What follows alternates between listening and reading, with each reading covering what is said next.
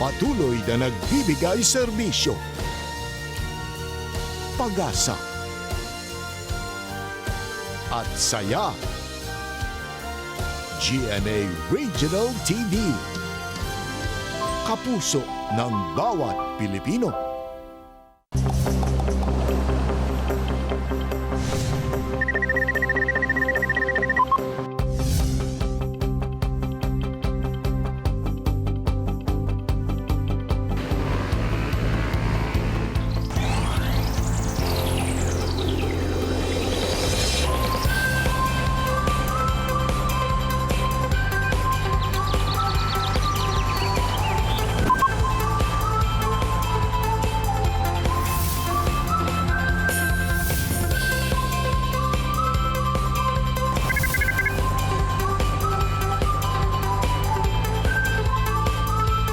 Kini ang At Home with GMA Regional TV.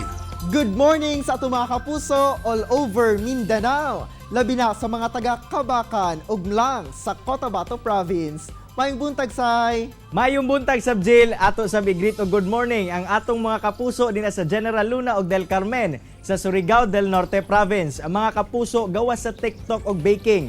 Daghan na sab ang nahimong plantita ug plantito. Karong buntaga mga plantita ang atong makauban, atong sayron kung paon sa nahilig sa pagpananom, ang Public Schools District Supervisor sa Department of Education, Division of Misamis Oriental, nga si Beatriz Akdal. Samtang say ato sab sayron ang istorya sa usa ka successful plant grower ug karon siya mo ay Vice President sa Mindanao Garden Club Incorporated, ang Dabawenya si Vicky Jimenez. Samtang makachika ni Attorney Resi sa Bestok, ang kapuso yang actor nga makita sa Kapuso Afternoon Prime nga prima donna, si Julius Miguel. Una ka na kapuso, nasayod ba ka kung asa ka makasakay og tricycle nga naghangad? Ana kini sa Pagadian City, nakahangad ang porma sa ilang tricycle tungod sa pasubida o pabahadang kalsada sa syudad. 25 hangtod 45 degrees ang pagkaangat sa unahang bahin sa Pagadian Tricycle. Gituyo kini nga disenyo aron nga dali nga makatungas ang tricycle sa pasubida nga bahin sa kalsada ug dili sa maumod ang pasahero sa higayong mubahada ang tricycle.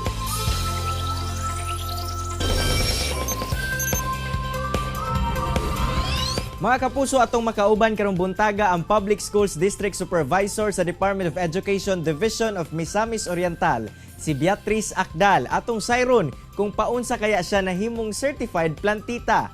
Ma'am Beatriz, good morning ug welcome sa At Home with GMA Regional TV. Kamusta ka, ma'am? Hi, good morning. Okay lang. Balipayon kami din karon sa Balingasag, Misamis Oriental. Ma'am, pila nakakatuig sa imuhang profession? Mga 25 years na as of this 2020. 25 years in service, from teacher 1, teacher 2, teacher 3, head teacher, and principal 1, principal 2, and then public schools district supervisor. 25 years in service. Ma'am, paunsa ka nagsugod nga nahilig sa pagpananom? Nagsugod yun ko last week of March sa pagsugod yun sa ECQ din sa among Balingasag tungod sa COVID-19. Ma'am, paunsa sab nagkadaghan ang imong mga plans, ma'am, ug unsa mostly nga mga pananom mga naa sa imuha? Actually, nagdaghan ang akong tanom. Ang uban ani is mga galo, ang uban sad ako sa mga pinalit. Like for example sa aglonema, I have my snake plant, succulent, caladium, I have my king philip, I have my petunias, adenium, and some of the cactus and roses. O na siya karon kadaghan sa akong mga tanom. Ma'am, paunsa nimo ginaatiman ang imuhang mga tanom karon? Actually, ako ana gyud ang personal gyud nako nga ako ang nagbubuk kada buntag o sa hapon sab ako gyapon ang gaatiman gyud sa ila pagpakain. Ako gyud mismo kay nganuman ako ra mismo ang nakabalo gyud sa as to their needs sa ilang mga tanom. So ma'am, karon nga ubay-ubay ang mga tanom sa imuhang panimalay. Unsay set up karon sa imuhang balay, sa imuhang backyard, labi pa nga daghan kag tanom karon? Actually ang akong gyud karong balay no kanang daghan na gyud kay nag-appreciate, especially nga along the highway ko. Daghan gyud kayo akong tanom, and then most of them are flowery gid sila kanang naka-add yun of beauty sa akong balay. And then plants are keep me going, no? Keeping me alive. Kanang murag bibo kayo ang balay. Nana siya because of our plants. Along the way, ma'am, unsa ang challenges nga imong na-experience sa planting o gardening? There are also challenges of being plantitas, no? Daghan gyapon na siya mga insects nga mo upaw sa atong tanom. There are nasa siya mga challenges po dana nga dunay tanom nga dili sila gusto ma-expose too much of sunlight. And then there are also plants nga dili sila gusto nga maigo permi sa ulan. So still ang plants karon need siya og attention also. Ma'am, may we know, unsa ang pinakamahal nga tanom nga anaa karon sa imuhang possession ug unsa pud ang pinakabarato ug unsa bay kalahian sa imuhang pag-alaga sa kining mahal ug kining barato? Actually, ang mga mahal nga tanom katong green radicia, itong mga green leaves lang gid ba? Nang mahal na siya kay mo last longer manggod siya. Whereas katong mga baratohon, dali ra na siya makamatay, muhatag na nagulak nimo but not nga long kuan sila stay longer with you. Those nga mga mahal like for example kanang King Philip, isa na siya nga mahal karon sa I think mga almost 2,000 na siya karon kapit. So ma'am, na-mention nimo medyo mahal gyud no 2,000, pero sa imuhang part ba ma'am, unsay feeling ma'am na mo gasto kag mga inganing salapi para lamang sa imuhang mga tanom? Ay, actually, wala gid siya pagmahay because it is a fulfillment, no? Kaya there are some sa nakita nako karon nga mga plantitas. I'm very happy kay ngano. Apil naman ang mga abana nag-support sa ilang mga wives, no? Apil na sila ga family, apil na sila nag-regular. So I think this is positive points of this COVID-19, no? Because there is a fulfillment there. Bisan nagasto ka but you are happy with what you have done to your plans. So happiness is still ang nakita even though nga nagpalit ka og mga mahal. Ma'am, karong panahon nga doon natay pandemic no, paunsa nakatabang ang pagpananom labi na sa mga naka-stay at home lang? Yes, kaya ako is one of the best example with this pandemic na actually wala kay ko nag-love og plants. But this time na kuan gyud siya murag nahugot gyud ba na nahulog ang loob sa pananom gyud siya and then starting to go around kay aron lang gyud mangita og mga plants unya dayon kuan na sad na develop ang appreciation of the plants. Lastly ma'am, unsay imong mensahe sa mga susama nimo nga certified plantita sab? To all the plantitas and the plant liners, no, not to stop planting more, add more plants in your house because there are some benefits that we can get out of that. One way of exercising also ang pagpananom. Isa sa siya nga mawala ang atong mga kakapoy, mawala ang pagkaluya because of our plants. Daghang salamat Ma'am Beatrice ug unta ma'am, mas mudaghan pa ang imong mga pananom. Once again, daghang king salamat. Yes, salamat po sa inyo tanan, especially sa GMA. Mga kapuso, tutok lang mo kay mabalik pa ang At Home with GMA Regional TV. Kini ang At Home with GMA Regional TV. Welcome back mga kapuso. Best of time na kauban si Attorney Resi Rizada. Resi! Thank you very much, Arjo.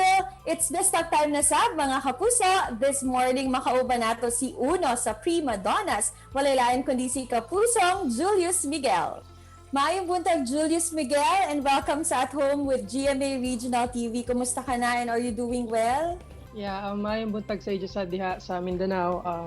Yeah, I'm doing great. Okay lang naman ako dito and I hope you and everyone there as well is doing great. Right.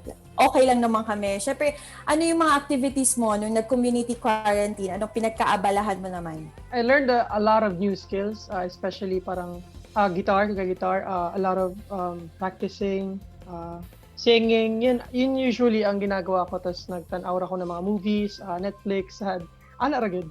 Ang saya naman, marunong ka palang magbisaya. Yeah, I can speak gamay ra sad kay Gamay. akong family they're from Surigao, so I could speak a little bit.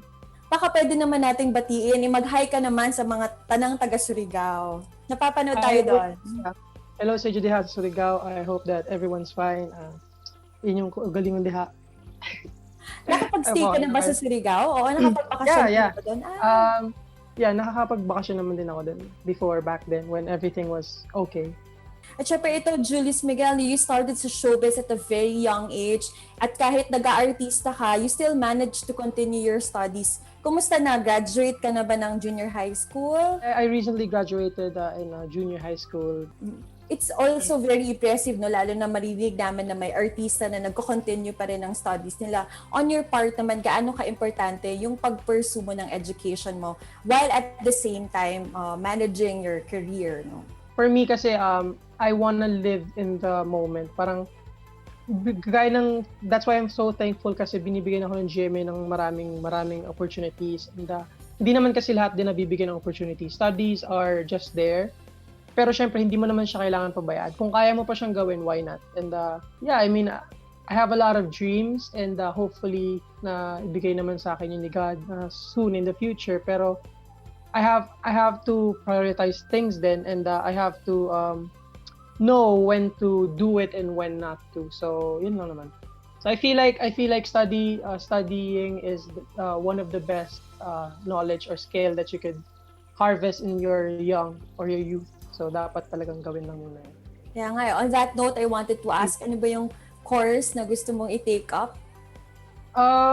Dati kasi, I really wanted to be a doctor, dati talaga. And I just remember back then na parang I wanted to save everybody. Parang ganun yung thought ko nung when I was a kid. Pero syempre, with the limitations I have, with the realizing that I have so much to think about and so much to do, syempre parang hindi ko na siya gaanong ka-dream ngayon. But if given a chance, syempre, talagang I will still grab it. I want to be a doctor one day. Hopefully, no? Sana when time permits. So, at syempre, I know that you miss taping na for Prima Donnas and you miss the rest of the cast of Prima Donnas. Ano pa yung aabangan namin sa character mo naman bilang Uno? Grabihan na good kami nga, oy. Hindi naman kay I just miss everyone kasi among mga banding kay grabe kami nga orasad kay dire sa bayay sige ra kami video call chat rasad, but alam mo iba po talaga kasi yung personal kayo na nag-uusap, personal kayo nagkakatinginan. It's different, but yun nga regarding sa character ni Uno, sobrang nakaka-excite kasi before this pandemic, there were so many plans na talagang na-excite din ako. Thank you very much, Julius Miguel. Thank you so much. Salamat. Thank you for having me. And that was Kapusong Julius Miguel. Mas patag na hibalan kay Kapusong Julius, hilabi na ang iyahang pagbalanse sa iyahang career ug ang iyahang pag-eskwela. Busa tutok lang mo mga kapuso, kay mo balik pa ang At Home with GMA Regional TV. Kini ang At Home with GMA Regional TV.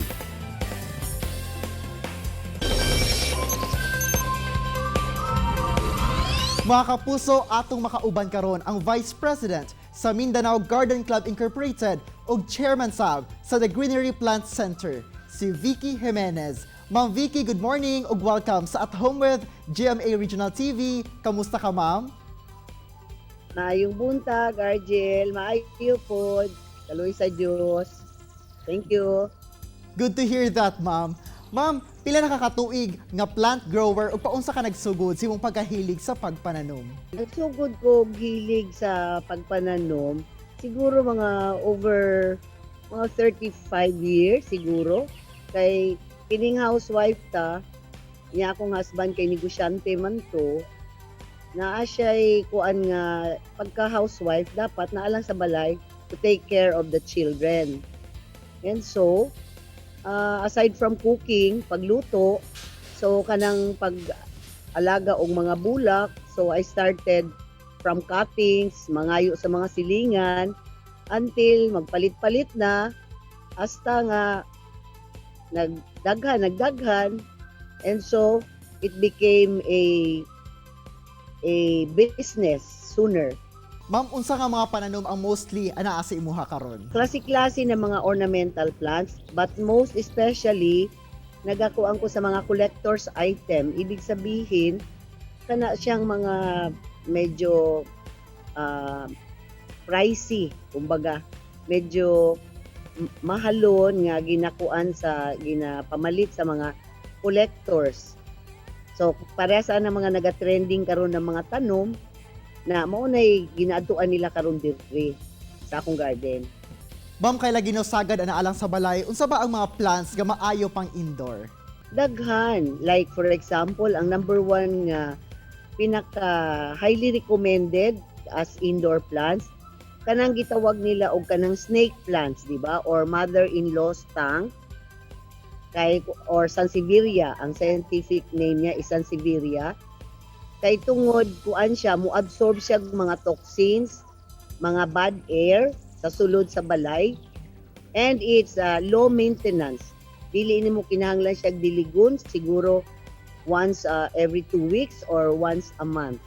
Ma'am, sa mga limited lang ang space sa ilahang balay, no? Magmatter ba, ma'am, kung ang pagpadako sa plant nagikan sa pot or diretso siya itanom sa ground? Of course, magmatter na siya. Like for example, kung ang ang tanom mo is intended, like for example, it's a flowering tree, mas maayo nga itanom nimo siya direkta sa lupa kay para madali siya mamulak.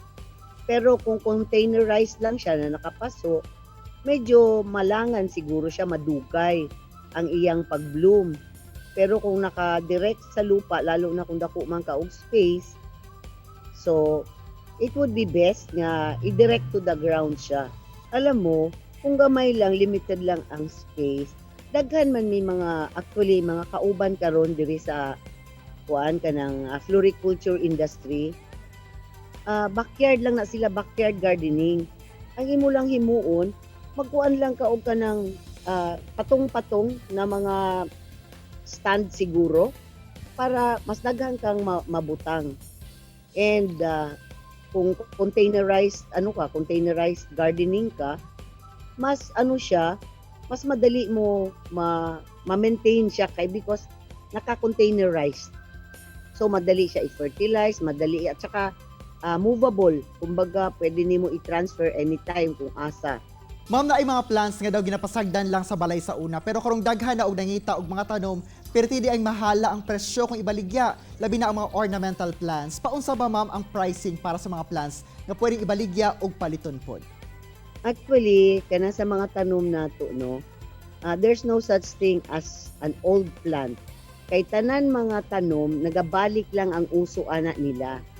Parehas karon nga nag-uso kining mga ginatawag nga mga snake plants kanang sansevieria. Dati naman na siya, dili na siya new plant, dili na siya bag-o. Karaan na gyud na siya nga tanom. Pero ngano nga nibalik siya karon, it's because nauso ang mga indoor plants. Ma'am, aside ni ana, nahibalaan pud namo nga naga-import o naga-export pud ay ka og mga pananom, ma'am. We import plants, especially ang favorite place namo is Thailand. In fact, kagabi na nangabot ako mga tanong gikan sa Thailand. And mo na busy mi karon diri pananom. And before, naka-try pud mi og export sa Indonesia, sa Australia, I think. And as long as legit ang covered ka ng na ako'y business permit na naga-import ko, naga-export ko, and accredited ko with BIR and with DTI. So everything is legal, legit. So there's nothing to worry about that. Ma'am, base sa imong experience, unsa ang benefits sa imong pagkolekta ug pagpananom sa nagkadaiyang species sa plants? Alam mo, one of the benefits siguro nga ma-consider na ko is, it keeps me healthy and alive and strong because even at my age now, I will be 67 in December. Murag baskog paghihapon ko kumparaan ng mga batanon nga mga luya-luya kay tungod everyday nga naa ka sa garden ginapawisan ka you have a lot of things to do in the garden. And so pag sington ka, so it's healthy. It keeps me fit all the time. Maski dili ko na, it's more than an exercise. And it's very therapeutic. Ma'am, karong panahon nga dunay pandemic, paunsa makatabang ang pagpananom labi na sa mga naka-stay at home lang? Kabalo ka, to tell you frankly, this has never happened before. Ang pagkahumaling ng mga tao sa pagpananom karon, dili lang sa ornamental plants, anything, including ang mga bata. Ako, I would advise the parents na may mga starter kit for kids on tanang mag-sow ng mga seeds. Let them take care of it and then, water it and then let it grow. Makita nila ang pagsibol ng liso gani. That will inspire the kids. Alright, daghan kayong salamat Ma'am Vicky sa pag-share sa imong mga experiences isip usa ka successful plant grower. Thank you. I hope I inspired some of you para to go into gardening and let's love Mother Earth and protect the environment. Sa gikan sa usa ka successful plant grower nga si Vicky Jimenez, nahibal-an nato nga kining snake plant di ay mo'y usa nga best nga pang indoor plants. Samtang naghatag sab siya og tips aron ma-arrange ang mga plants alang sa mga dunalay limited space ang tugkaran. Samtang Jill, sukad nga nag-quarantine, nagsugod na sab ang pagkahilig ni Ma'am Beatrice Akdal sa pagpananom nga nahimo niyang kalingawan og nakatabang nga magpabilin siyang healthy. Say samtang bisan pa man sa iyang mga nadawat nga opportunities sa showbiz, wala sab kalinti ni kapusong Julius Miguel ang iyang pag-eskwela. Mga kapuso, una kita magbulag-bulag karong adlaw, hinaot nga na-inspire kamo sa istorya sa atong mga bisita. Susama na lamang sa panultihon ni Luther Burbank nga flowers always make people better, happier, and more helpful. They are sunshine, food, and medicine for the soul. Haom sa tong episode karong adlaw. Daghang salamat mga kapuso sa inyong pagpadayon kanamo sa inyong mga panimalay. Ug welcome sab kay mo pirmi dinhi lang sa At Home with GMA Regional TV. Makita pagbalik ang atong episode pinagi sa pagbisita sa www.gmaregionaltv.com. Og ayaw mo kalimot mga kapuso mag-subscribe sa official YouTube channel sa GMA Regional TV. Mga kapuso, always remember that God is good all the time. Ayaw sab kalimot sa pag-smile. Amping! Magkita na sabta og mapuhon mga kapuso alas 8 gyapon sa buntag. Dinhi lang sa At Home with GMA Regional TV. Stay safe and healthy. Ako si Cyril Chavez. Kinisab si Argil Relator. Buong puso para sa kapuso.